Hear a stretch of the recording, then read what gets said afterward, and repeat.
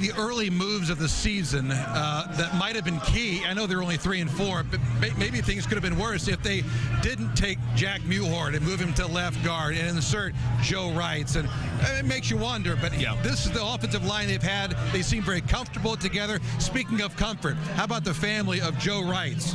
They're at Hamilton Southeastern, they're at Fishers, and their little boy is playing for the hometown team. How about that? Chance Walser has more.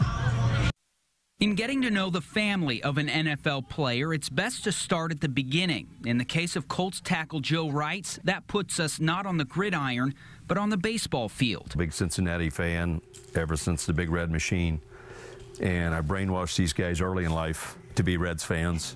But as it sometimes happens, Dad's dreams didn't stick. Joe turned his attention to basketball and football. He credits his 2 years big brother, Andy, with sharpening his competitive edge. I'd tag along, and so I played with them and, got beat up and roughed up a little bit, but it made me become a more competitive athlete, a better athlete.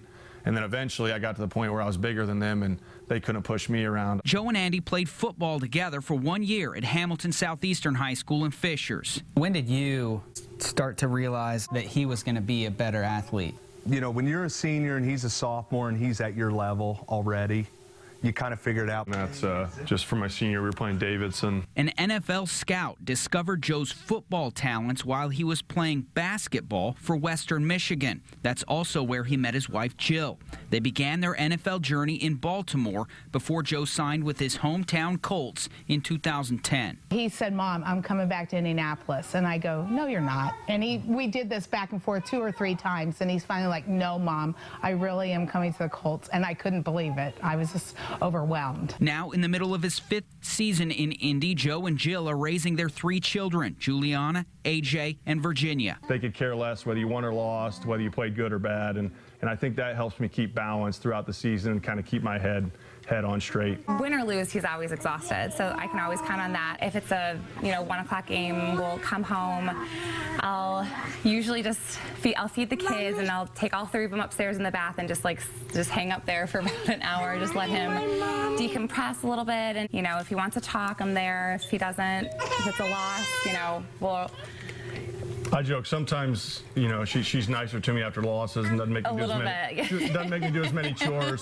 Joe's parents, 3 siblings, and their families all live in central Indiana, giving him a big cheering section for home games. But for the most part, the growing Reitz crew will say the kids shine brighter than any NFL spotlight, and football talk takes a back seat to family talk. We talk about when's the July 4th party, who's getting, what's the wedding plan. Yeah, and I think if you're all football all the time, when you're in the building, when you're out of the building, I think that can be hard and add to the pressure. So the fact that, Jill and the rest of the family, we just go and hang out and don't talk about football much. It's refreshing. That's what I love about them. But I think it helps me keep that balance, and I think in turn that makes me a better player. Chance Walser, RTV 6.